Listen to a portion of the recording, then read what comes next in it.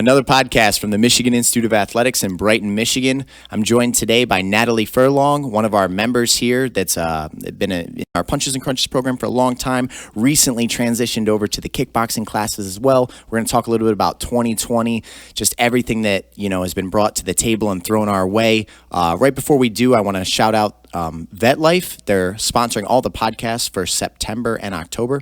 VetLife is a 501c3 nonprofit created by veterans for veterans, and every veteran that probably has faced struggles transitioning back from active duty to regular civilian life, and VetLife is just there to help ease that transition. If you're looking for more information, or if you know somebody that's transitioning back from active duty to regular life or looking for their benefits, please follow VetLife on Facebook and Instagram at VetLife or visit vetlifetoday.org. So without further ado, Natalie, thank you for being here with me today. No problem. First podcast, so I'm going to do my best. It'll be a good one. So for the people that don't know you, tell us a little bit about yourself, your role here in the community, and then what brought you into MIA initially. Sure. So I work at a church down the road from here. I really active in that.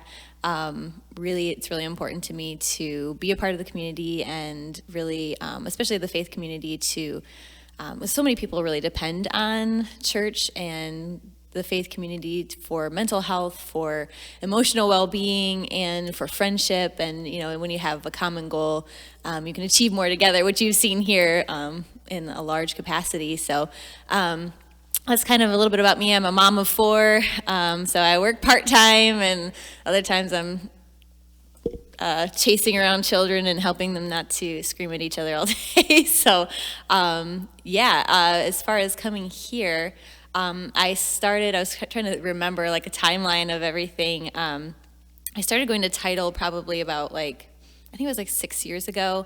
I think my second oldest son was 2 years old, and it just opened up, and I was like, man, that looks super fun. Before that, I've always been kind of active, and I'd never done anything where you put actual boxing gloves on and hit stuff. I was like, that just sounds super fun. I had done a little bit of martial arts when I was a child. What martial arts? I don't know, some karate. I don't know, broke boards and kicks and stuff, that kind of thing. But it was super fun. But my parents were really good about getting us involved in a whole bunch of different things just to try and help us find where our passions were. So I really appreciated that. So I dragged one of my friends along, and actually John Chelbeck was the class that I took. It was the first class ever on a bag. And I just kind of fell in love with it instantly and kind of roped some friends into it along the way. I was like, come on, come try this with me.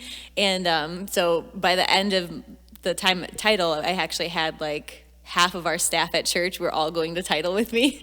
And so we'd go and basically take over a class, which was super fun. That makes sense. I mean, you're a community together in a lot of the things that you do. So why not? You're like, hey, come with me. If you're here with me, I need you here with me as well. Yeah. It's a squad. It really was. And it is. And I think that's part of my personality too, is if I find something that I'm passionate about, I want to share the love. And so, in all of my life, I'm like, hey, come try this, it's awesome.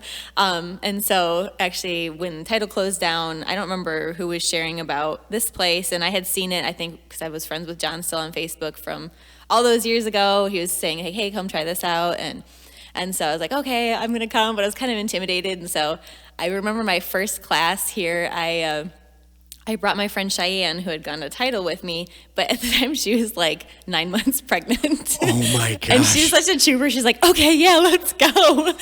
And so she came and she killed it because she's awesome. But I was like, of course, I bring my huge pregnant friend, but it was kind of that first toe in the water thing, and just fell in love with the community here. I'm a little bit more reserved, a little more shy, and slow to kind of, I don't make connections as well as I don't know if you know Kayla, she's all her life she's just been instant best friends with everybody, and that's just never been me. But I found such a strong community here, and I just really felt welcomed by everybody, and felt instantly connected to everybody. And so that was super cool. And so actually some of the people that were over at Title have started kind of to trickle in over here too, that Cheyenne's come a few times, and I just really fell in love with it. And then, I've been watching all the other fighters and all the other classes, and I was like, man, that's like super cool. But, I would never do that. I don't want to get punched in the face, like, like all that stuff. And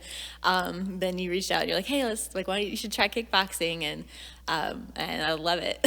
So I did get punched in the face, but only softly, so it's okay. And it's not that bad. It's not that bad. I was surprised. That's like a shock that a lot of people come to. They hit this revelation where in your mind, I mean, that's the same way with a lot of things in life. Right. Like your mind makes something out to be like this, no way could I do that. Right. And then you just do it and you're like, wait, that actually wasn't that bad. I actually love that. Yeah. So were we the Michigan Institute of Athletics when you first heard of us, or were we still Scorpion Fighting System? Because we only rebranded to the MIA about, I believe, about a year and a half ago from now. I think you must have just transitioned, because I think it's been almost a year, actually. I think I came in October of last year. So I think we were just transitioning into the Michigan Institute. Yeah, so I had heard of like Scorpion and all that stuff. But yeah, when I came, I was like, oh, it's also Michigan Institute. So yeah. That was a big switch for us, because what we realized is, we were thinking, Scorpion Fighting System is what launched this whole thing. It was like the core passion of people that built it. But we realized like we had grown so much bigger than that. Mm-hmm. And that name would intimidate a lot of people, because you're like, wait, what? I'm going to go train at a fighting system. You know what I mean? So the rebranding, I think, has helped a lot, because when you come into this environment, it's a lot different than what I think people would expect. Like if you tried to stereotype what a gym would be like that has a bunch of professional fighters and people competing all over the world, you would come up with a certain opinion that wouldn't be correct.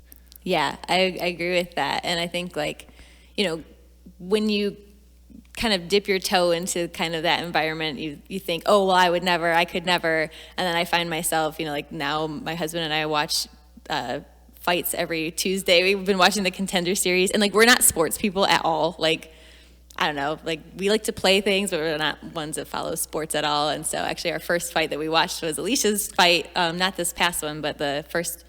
The one before that. The one before that, with Lindsay Van Zandt. Yes, and I was like, I didn't think I would like to watch this, but I kind of love it. And my husband's like, me too. And so now every week we watch fights together, and it's kind especially of if you know the people, because then there's a certain really connection. Yeah. Did you watch Colin's fight? Yes, that fight awesome. was amazing. It was so good. It was arguably the best fight of the season right now. And I knew he was getting signed for sure when that fight ended. I was like, I can guarantee you, I would bet my house on the fact that Dana White's going to sign him. Yeah. And now as an 8-1 professional, he looks like a model. He has got a big career ahead. That was an amazing fight. That was a really cool fight. Yeah, we watched that one. So it's kind of cool to see the progression of when you just say, okay, well, I guess I'll try, and just see the way that you can fall in love with things that you never thought you would even attempt. So there's lessons to be learned there, that we should pass down. They're like, hey, step outside and take a chance at that thing that you don't know, because it might be something that you love. Yeah. It's awesome hearing that now all of a sudden you and your husband, you're like, heck yeah, it's Tuesday night. Turn on the fights. Turn on the fights. Imagine if you went back 6 months ago and would have told yourself, you're going to be watching fights. No. I would have laughed at myself. I'm like, no. Yeah, no, not me. No, I don't want to watch the blood. I don't want to see that. We got lucky. I love it. We got lucky with Alicia's fight. There really wasn't much blood or anything like that. It was just a back and forth skilled performance. And then we have world champion now here in Brighton. It's been all over the newspapers. It's wild. Yeah. The girl. Congratulations, by the way. That's amazing. It's so amazing. Our first world champ. Yeah. She probably won't take the time to sit and listen to this whole thing, but I'm going to have a big banner made and put somewhere in the academy. I mean, she's the first person to ever win a world title out of this building. It's pretty special. It is very special. And now we've officially taken people from the start of their career, men and women, all the way to the UFC, which is like getting someone in the NFL. I mean, it's the pinnacle. Right. We've taken men and women, and now we have someone that started and became world champion out of Brighton. Right.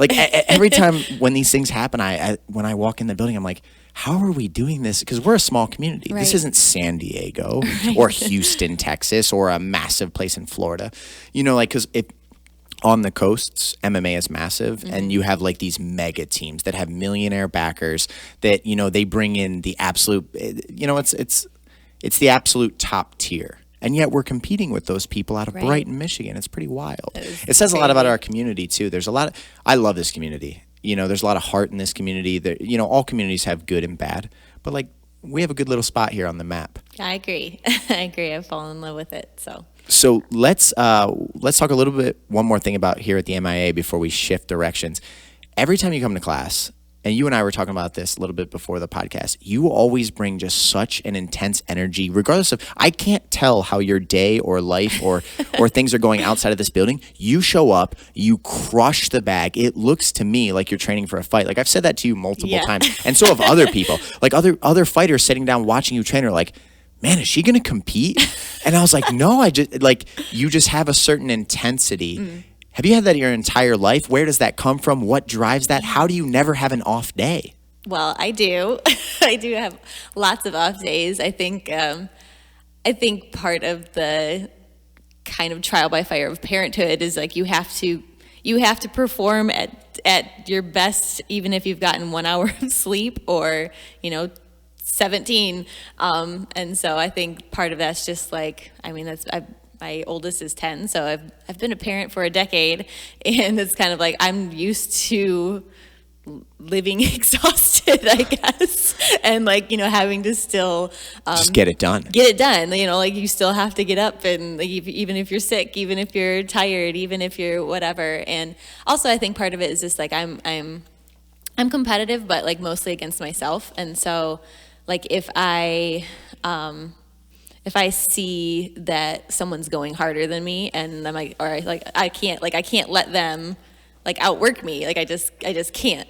And so I think that's part of it too, is like I'll pick somebody and I'm like, no, or I'm like, no, you're not gonna hit more than me, or you're not gonna, even like John, like if he's like teaching the class, like, no, he's not gonna hit faster than me, he's not gonna hit harder than me. That's funny, because that's exactly what competitors do. Like, right. It's shocking that you almost didn't go into it.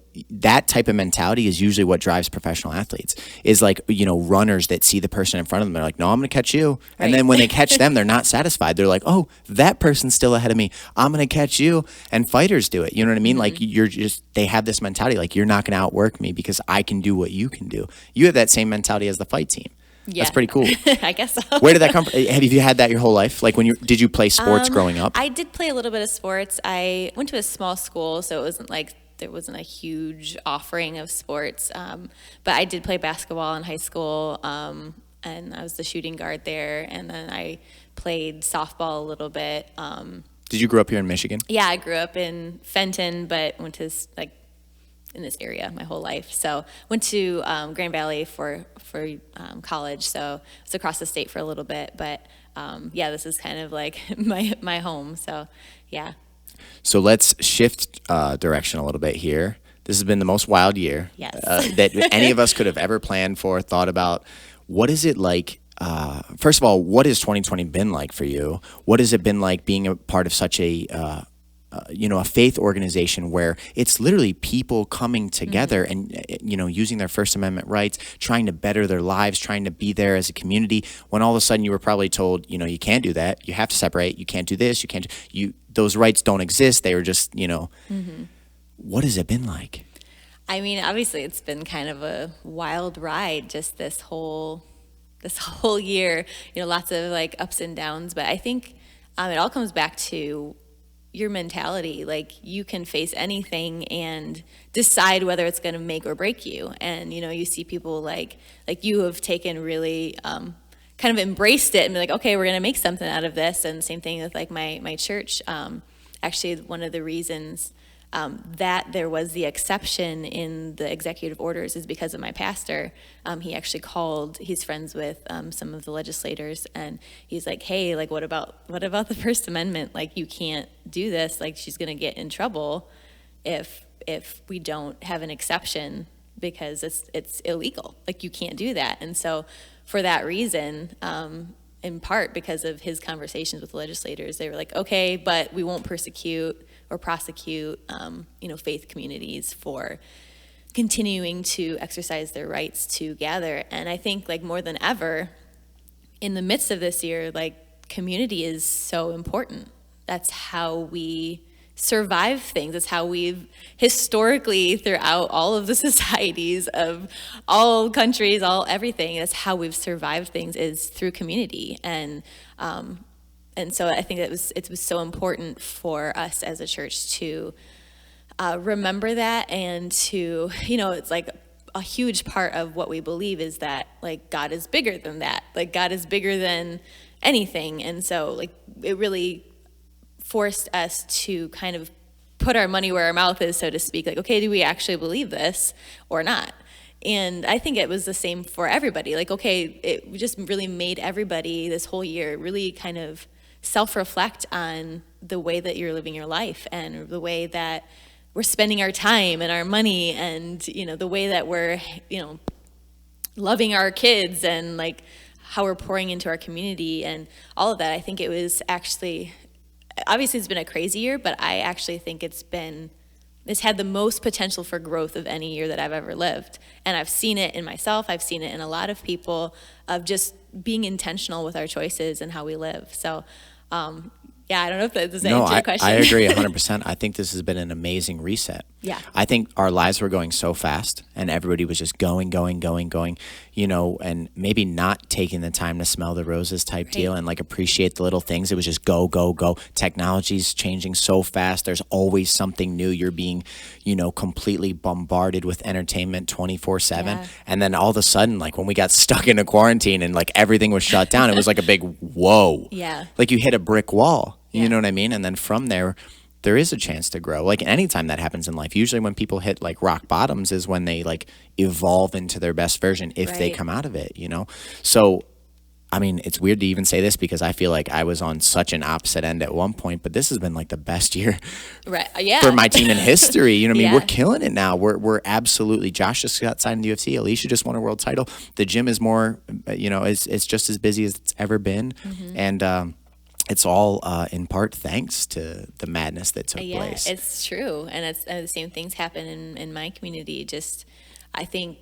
Yeah, you were saying your church has experienced like unprecedented growth. It's like insane. You've blown up. It's insane. We've had to start more services, like all this stuff. And it's kind of like we can't even set an expectation for what's going to happen because it keeps exceeding it. And I think it just shows you how important community is to people and how when that was taken away, people really prioritized it in a way that was never really had to before because it was always an option, but all of a sudden it wasn't an option. And so people were like, I have to find some place to connect. I have to find some place to grow. Otherwise, like, it's a scary place when you're not in a community. Yeah, and mental health is something that's been front of the conversation for a long time now. Like a lot of people struggle with mental health. Yeah. And in my opinion, and you may agree with this, I think having a good community around you is the best medicine for that, for mental health. Like when you feel alone or you feel desperate or you feel like no one understands or that you just have nobody there for you, that feeling of hopelessness is just like terrorizing to the mind. Yes. Because it feels like there's no answer to get out. And there's no one to tell you, no, that's not reality. Mm-hmm. Just to put things into perspective. Mm-hmm. A lot of the time, some of the biggest strides that my athletes make come from like a little conversation with them where they're able to like categorize their thoughts and like almost, I always tell them it's like if they have a dirty room in their mind and then they like organize everything and they know exactly where their things are. Now all of a sudden it's like, oh, it's not that big of a deal. Right. I might be struggling still, but as long as I can like see a path forward, it's not so bad, which is probably the biggest role that faith plays in people's lives, making them become their best, make them do their best, being the best mothers, fathers, husbands, wives, and just people in general is the idea that like they have faith that this is a part of a grand plan, and that pulls you into the future. Right. Yeah. And just the ability to have a different perspective other than your own, just, in community of like, that's one of the strengths of community is that you have people that are like, that can see things that you might not see and see things outside of your realm of perception. And the same thing in the faith community. Like you obviously, like we're looking to God's perspective, but also, our community of friends of like, hey, I'm really struggling with A, B, or C. And somebody can come and speak truth to that and be like, okay, like I see that, but here's what's really happening. And that's perspective. Perspective, it changes everything. I mean, even with this year, we were talking about 2020. Perspective is everything. You can see it as like the worst year in all of history because we ran out of toilet paper, or you can see it. I'm still fascinated by that. I know it's really like what about COVID relates to toilet paper? Nothing. I know. I still think about it though, and I'm like, oh my gosh, I have to make sure we have toilet Oh paper. my gosh! See, now there's permanent trauma. Yes. You'll be 80 years old one day. Like, did you buy the toilet paper? Exactly. Your husband would be like, it is 2020 or 2060. You need to calm down. Exactly. Yeah, no, it's like you said, it's really brought a lot of the right things back into perspective. And maybe 2021 and going forward will be some of the healthiest psychological days of recent history, because you now have people focused on it. You have people going like, wow, some of the things were wrong. It was almost like ripping a Band-Aid off and like, we might want to get surgery on this wound and not just cover it up. You know, so do your kids, do they play sports? What has school been like? Because I don't really know a lot of the regulations that are going on, but I know that like they're different in every area. Has it been a problem? Have you just embraced the changes? Have your kids struggled with the things that have changed, or has nothing really changed? Well, as far as like the school districts are doing. Do they mandate masks? Is it virtual now? Is it? They're a little bit of both. My kids what school do they go to? They go to CSA, and so the elementary students have to wear masks in like when they arrive and then when they're leaving, but they don't have to wear them in their classrooms, which was like really huge for me, because like as an adult you can say, oh, I'm getting a headache, I've been wearing this mask all day, it's because of the mask. But as a child, to say, they won't know, like, oh, I'm like going hypoxic and I can't breathe. Like, they're not going to know that. And so I was concerned about that. And so I was glad that our school district decided to they called it a cohort model, where it's like, okay, you're only going to be with your class, and kind of at least try to maintain some semblance of normalcy. They do virtual Fridays, because we always only had half days on Fridays anyway. At that school district, and so they're like, well, just in case stuff gets rolled back, it'll be in place just in case. So really, it's been minimal change. It's been minimal change, which is great. And some people like want their kids to not be home. I like my kids, so it was kind of crazy, like to have 6 months with them at home all the time. Really, I mean, they were out of school for 6 months, which is really nuts if you think about it. And we did like the distance learning and all that stuff, but obviously it's not the same. So even just like these last couple weeks dropping them off at school, I'm like, where are my kids? So it's been interesting.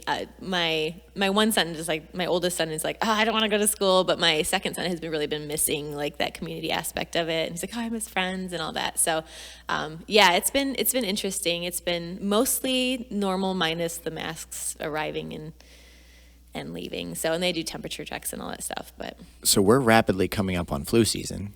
Yeah. I mean, rapidly. Yes. October and November. The first person that starts coughing, oh my gosh, it's going to be like one of those zombie apocalypse movies. You're going to be outside and like cough a couple times, and everybody's just going to say, I'm hoping that madness doesn't ensue again, but I almost feel like it's imminent. You know what I mean? Like it's just going to happen. Like, because people get sick, and the less you take care of yourself, the more sick, or the more likely you are to get sick. Right. And, and throughout human history, things like flu and germs, they've just been a part of life. You know what I mean? You have to try your best, because if you don't try your best, you're more likely to get sick. If you're sick, you're probably just going to feel bad for a couple days, and, and then you'll get through it. But now all of a sudden it's like there's a panic attached to it. You know what I mean? Like in the past, like, we've had influenza forever. You never freak out when people get sick. You go like, hey, stay home, relax. We'll get you some chicken noodle soup. What can I bring you? Right. Your community's kind of there for you. You'll be all right. Just tough it out. But now there's like a chaos to it.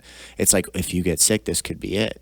And I don't think that the numbers are I don't want to go into those topics, but I don't even think like the threat is backed anymore, because at this point we've had cases high forever because you've been searching desperately for asymptomatic people. You're forcing Imagine if we did that with the flu. Right. Like 50 million people get the flu in America. You know what I mean? So if you were searching, we need to test if you have the flu virus, we would have millions of those cases. Right. But people would be like, why are you doing that? Just check the sick people. Yeah. But now you have all of this fear that's backing it. And what I'm afraid is flu season's going to hit, and we're going to, at least have some people trying to put us fully back to like square one, like where we were in March. And my question is like, are they going to be able to? Or are people going to flat out say, I don't think so. At this point, it's like we took your word for it at first. Right. I quarantined. I shut the place down for 6 weeks. A lot of we all took caution. But now at this point, when you just try to shove it down our throat, I don't think it's going to work. Yeah. But we have that date coming up in November where it's a massive power struggle between two parties. And unfortunately, people in power will a lot of the times pull strings to manipulate things in their favor, you know? Do you think it gets better after November? Do you think it doesn't change at all? Do you think we are in for a terrible ride as soon as flu season comes? I don't know, man. I'm getting Natalie's prediction here on the podcast. Yes, I guess so. Man, that's like, it just, I feel like, as with all of this year, it's kind of like, we'll see. We'll see. I don't know. Like, but you're buying toilet paper. Yeah, I'm buying toilet paper. I have a couple cases of water and some frozen veggies. I remember going to the store when this first started. I'm like, everything's empty. I'm like, I should have been more prepared for something. But yeah, I don't know. I mean, you see all of like, you know, kind of like riot culture and like all that stuff that's happening. It's like you just wonder. It's just hard to know like what's going to happen. Like, you know, if the current administration wins, like, are there going to be riots in the streets and everything's on fire? At this point, I wouldn't be shocked. I wouldn't either. I would not but like, be if shocked. the opposite happens, is there going to be a whole bunch of people with guns showing up at the? Like, you just don't know. It's like it's just such like a volatile environment in the political sphere. That's like it's obviously very unhealthy. I don't recommend it. Those people need some community. They need some community. They need to get around some good people. I think that's kind of part of the byproduct of all the shutdowns. Actually, if you really like take a step back and you think about what changed and what kind of catapulted us into this, it was like everyone was staying home and watching inflammatory videos on YouTube, you know? And so all of a sudden we have all this input without perspective, and we're here, and I don't know that it's gonna get. I can hope that it's gonna get better. I can pray that it's gonna get better.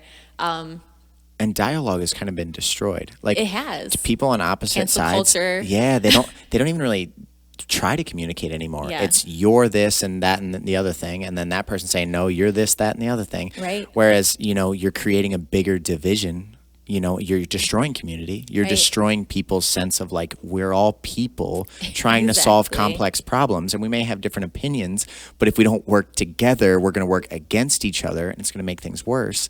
You know, so it's scary to think about what's coming next. I keep thinking about November, and I'm like, what is this going to look like? Like you said, like if the current administration wins, do we have violence all over the country where people start killing each other over this? Yeah. Because it's already happening on a very small scale. But with all things in life, there's like a tipping point. And if things happen long enough and they hit a tipping point, major things take place.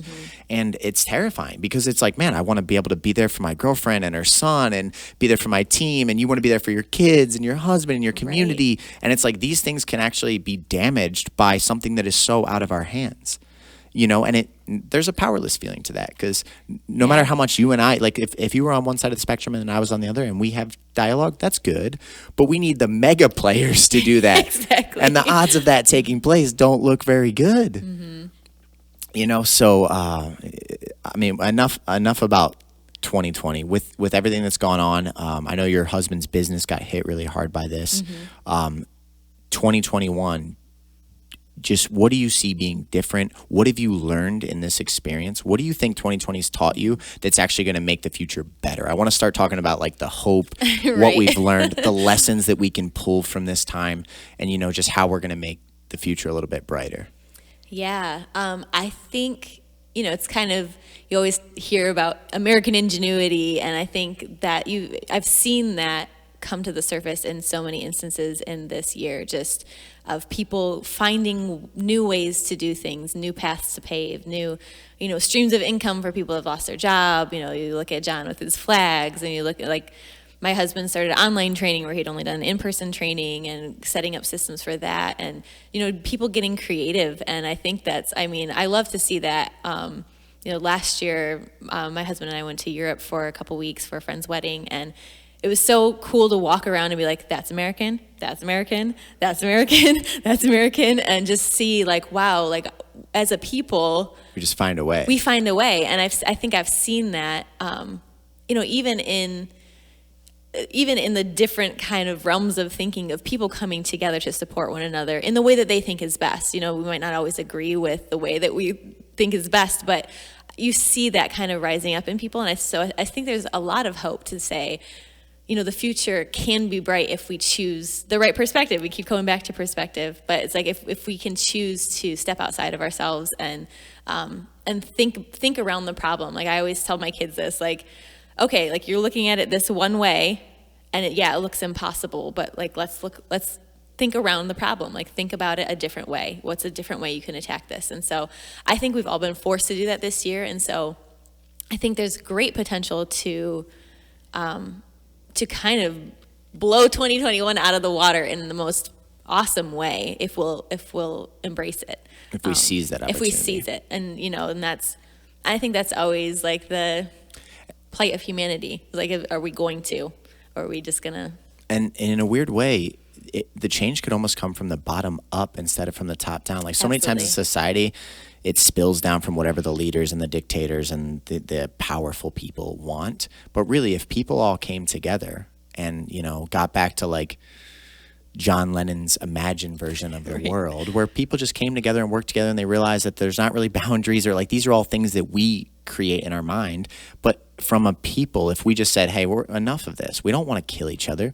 We don't want to make life harder for one another. We want to find a way to solve these very difficult problems. And are these our problems? Because people at the top are fighting. Is that my problem? Does that make me have to hate someone that's a different belief system than me? Right. It could almost come from the bottom up, where if all the people started to come together and say, no, we're done with this. We're not going to fight at each other because I don't hate my neighbor. I don't hate this person. I don't hate that. The television might be telling me that like that person is bad. They are the enemy. But you just don't have to believe that. You don't have to buy into that. You don't have to accept these things that you're being told. You know what I mean? Because if you're on the red side, the red's telling you these things and blue is bad. And if you're on the blue side, blue's telling you these things and red is bad. Right. But what if you're just people across a varying spectrum? And there are bad people, unquestionably.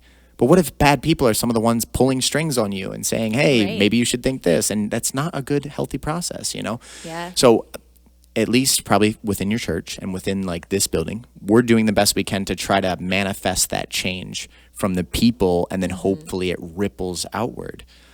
Absolutely. That was a lot of rambling, but It's good. But yeah, no, like I said, it's just been a wild year, and I feel like even 5 or 10 years down the road, I don't know if we'll ever be able to put all the pieces together to like how this took place so quickly. Because I just saw a funny meme online the other day that said, "Happy 6-month anniversary to 2 weeks to flatten the curve." And it just cracked me up. What? Because that was the only, remember in the initial lockdown thing, the only thing was like, hey, let's just flatten the curve and make sure our hospitals don't get overrun. And then it's like a virus, guys. We can't stop it. It's going to be there. You have an immune system. It'll be all right. But like, let's just make sure our hospitals aren't. And we're like, all right, cool. That sounds great. Right. We're at the 6-month anniversary of that now. So it's pretty wild the way that this has all gone down. But I'm looking at it much in the way that you are, that it's a reset. It's a chance to start fresh. It's a chance to start new. It's a chance to hug your loved ones more. It's a chance to slow life down. It's a chance to create perspective. If we had $1 for every time we've said perspective here, we'd be buying a steak dinner for lunch. Or a couple of those juices I've been drinking. Yeah, 100%. You could buy 1.5. But no, it really is about perspective. And I guess the last topic that I want to go into is, because it's something that I'm least familiar with, is I believe that probably in the religious community, in the faith community, so much of like just believing that there's potential probably moves people towards a better future. Because like I said, when I was talking about like hopelessness and helplessness, that feeling of depression that sets in, it's when you think that there's no potential. But if you have this like divine figure that you can look to, where you're saying like, I have faith in this. I just have, whether you wanted to call it, God or the universe, or you're all kind of doing the same thing. You're just having faith that the future pulls you forward.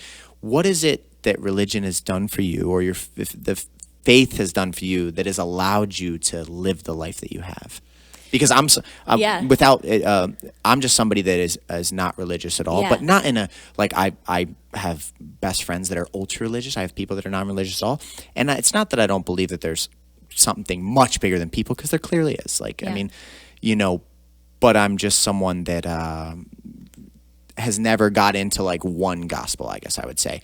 But I'm always fascinated by the beliefs and the thoughts and the spirit of someone that is very enveloped in it, which you would be like a prime example of that. Yeah, absolutely. I mean, I've been going to church my whole life, so it's definitely like you came up in a religious family. Yes, I did. And it's really been foundational for my life. But the way that that we believe is that God is good, and so if we have that foundation for all of life, and we're like, okay, like everything, there's a scripture that says like that he works all things for basically for our good and his glory. And so anything that we're going through, if we can see that, like we can say, okay, like I might not understand what's going on now, but in the future, like we've been talking about, I can look back and say, oh, I see though where this was working out for my good. I see where this was working out for my good.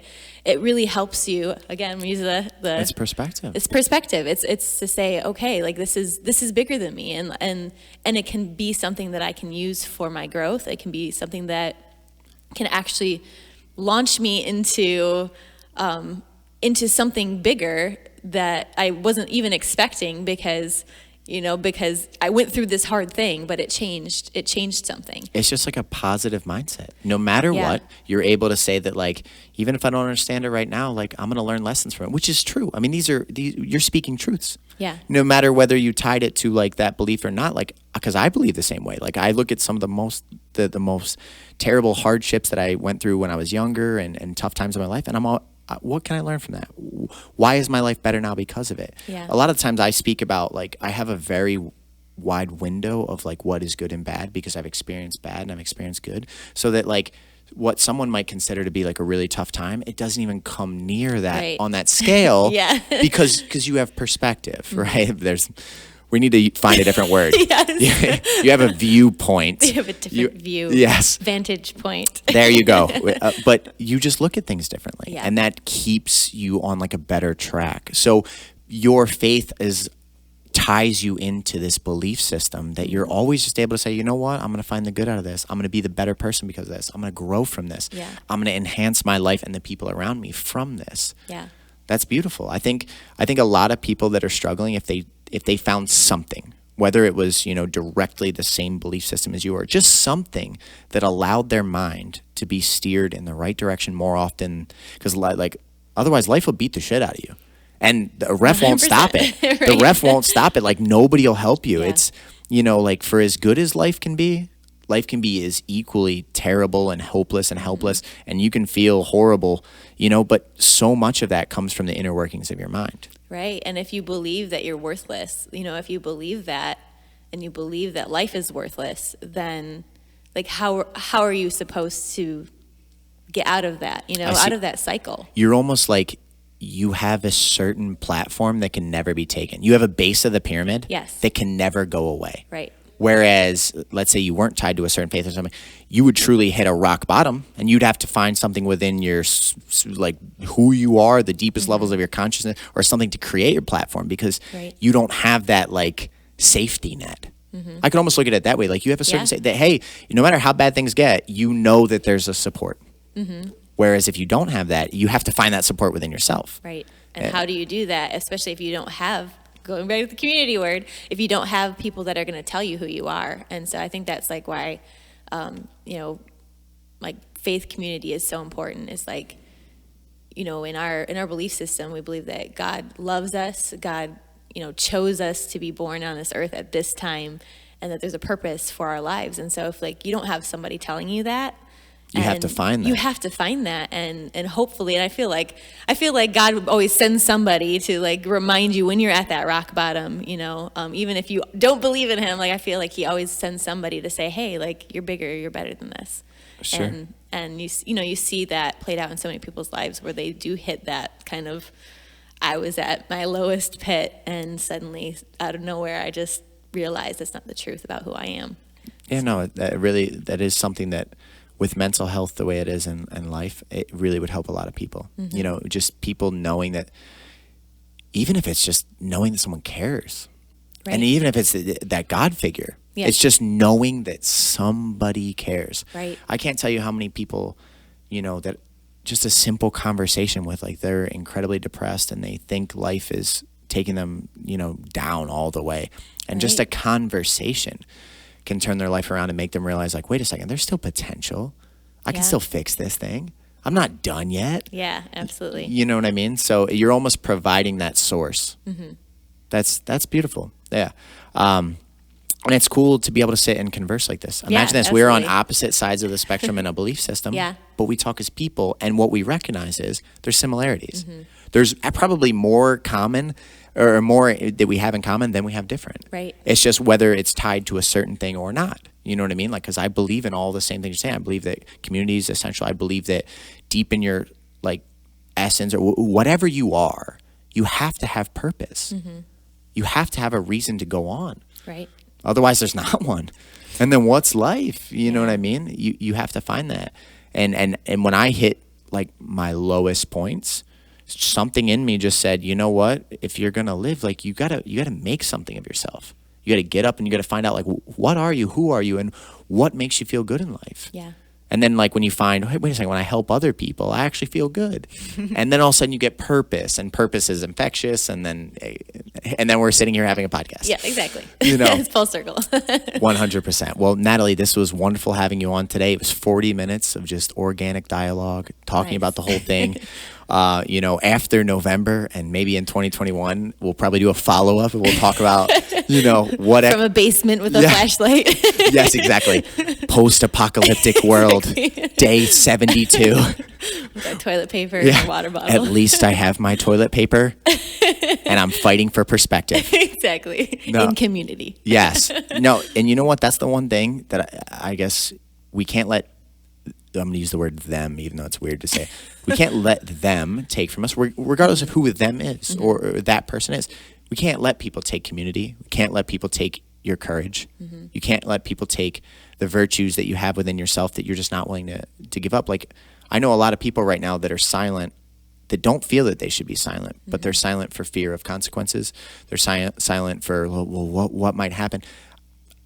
What I would say is, challenge that what would happen, or like be willing to be brave in very difficult times, because we need people like that. Yeah, absolutely. You know what I mean? If we don't have brave figures that are willing to stand up, then we're just going to be pushed off whatever cliff, you know, we're led to. Hey, you're going to go that way. It's like, no, I can't fall 100 feet. No, don't worry about it. Go that way. It's fine. It's fine. You'll be all right. Go that way. Someone needs to be able to say, no, we're not going to do that. And we have certain rights as people, or at least we believe we do. Right. You know, because I would have thought until this point before March that certain amendments and certain things could never be challenged. They're literally the law of the land. Right. Like, no one would clearly ever come in and try to trample our First Amendment rights. That wouldn't happen. And then it did. And then it was like, wait a second. So we need bravery. We need people, you know, if you're listening to this, especially if you're someone that, you know, you're a good person, you care about people, you love people, you're trying to make the world a better place, be brave.